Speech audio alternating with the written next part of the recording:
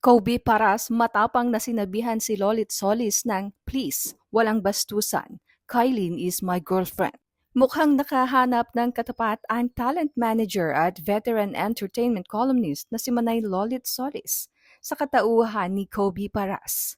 Dahil sa pagsagot nito sa kanya, nang mapag-usapan nila ang girlfriend nitong si Kylene Alcantara.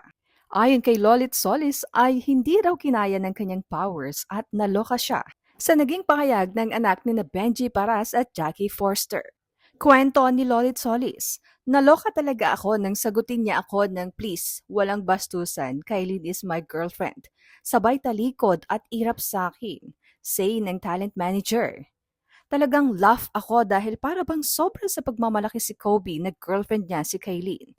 Sobrang lucky ni Kylene dahil proud na proud si Kobe Paras sa kanya. Talagang para bang precious trophy na dapat ipagmalaki